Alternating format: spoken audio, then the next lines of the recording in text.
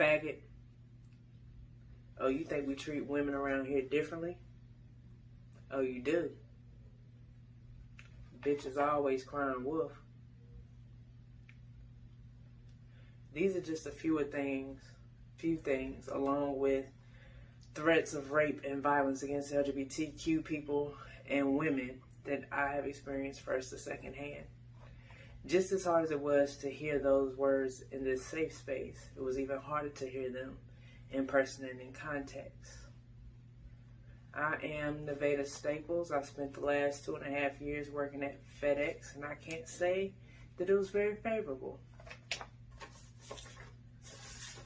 80% of the transgender population who were employed experienced harassment or mistreatment on a job or had to take steps to avoid it. 10% of LGBTQ employees have left the job because the work environment did not accept LGBTQ people. 73% of women report experiencing microaggressions or everyday discrimination, which is rooted in bias. 25% of women have experienced some form of sexual harassment in the workplace. And those numbers could very well possibly be higher because a lot of people just don't report it. So today we're going to talk about LGBTQ and women's treatment in the workplace. Some of the issues for why some of these ill treatments are still persisting, and also some solutions to how we can possibly fix this problem.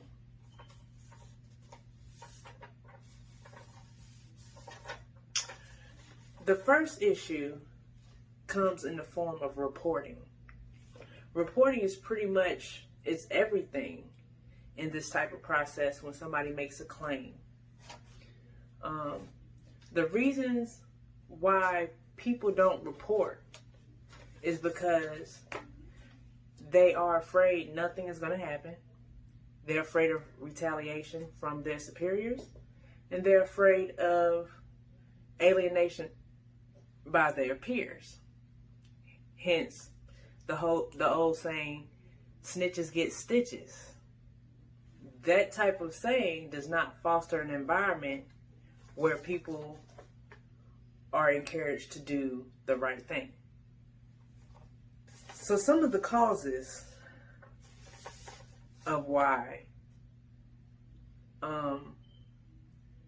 we still continue to have these issues is, one, because they make it comfortable for men to feel okay saying and doing the things that they say and do. And we all know that there are certain things that are appropriate in certain times and certain places. But somehow in the workplace, they make it okay for men to kind of express themselves however they want to, without any type of consequences or any type of reprimand. It's just nothing. The second cause is when the people who do report, so we've gotten someone to finally report, but nothing actually happens because the people who are supposed to care don't care. So that's one of the other causes. So now that we've gotten through the causes, let's get to some solutions. My first solution is training for everybody, like onboard training. So as soon as you get hired, you need to have some type of sensitivity training. Past that, there needs to be a biannual. Yes, biannual. There needs to be a biannual training as well, just to kind of refresh, make sure we're still up to date, make sure no laws have changed or whatever, make sure we're still in the know, what's acceptable, what's not, what's politically accepted, what's not, socially accepted, what's not, you know. And then also listing all of the consequences, possible consequences and things if those rules and laws are violated. So that's my first solution. And that's also with training for managers as well and supervisors, to be better equipped to handle these situations when they arise.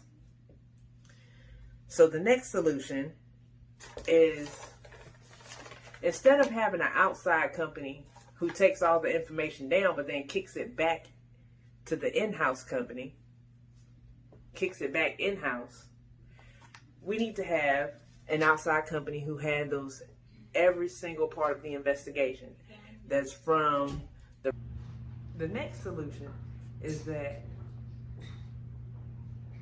all of the employee complaints need to be handled at an outside company, especially if you think that your numbers are rather low and you know that something might be going on. You might just want to get this outside company to handle everything, like the entire investigation, from the phone call all the way down to if they have to send some people undercover in there to work a couple of shifts to see if they can get evidence and have video surveillance. But there needs to be something more. It needs to be something else, because just sending it back in house is not helping. It's not. And then the third solution would be more harsh punishments for all of those involved in situations where things get escalated and women or LGBTQ people are actually harmed. Or it looks like it could have ended up that way, like they almost were harmed, or whatever the situation might be. But every last individual from the point where the person reported incidents beforehand, and everything else, every last person that touched the information will be held accountable for what happens, which means they will be penalized for what happens. So if that person loses their life, they will be penalized for that person losing their life. You know what I'm saying? Like, people need to take it seriously. It's not a game. Harassment is real. People dying is real. You know? And I have explained issues involving LGBTQ people and women in the workplace, and some of the mistreatments. I've talked about why some of the mistreatments continue to happen, and I've also talked about some of the solutions as to how to fix these issues. Even though I was able to eventually get my way out of FedEx, there are still a ton of women and LGBTQ individuals who are still there. And that's why this is important to me. Because I felt stuck, and I felt like I couldn't do a lot while I was there, because my job would have been threatened, you know? But right now, I'm speaking up. Because no matter who you are, who your beliefs are, your experiences, or where you're from, using words like faggot and dyke, or treating women as if their concerns aren't valid, especially when their safety or mental health is at hand, is unacceptable.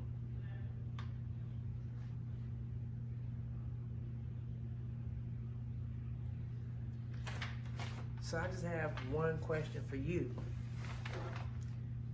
Will you hear me?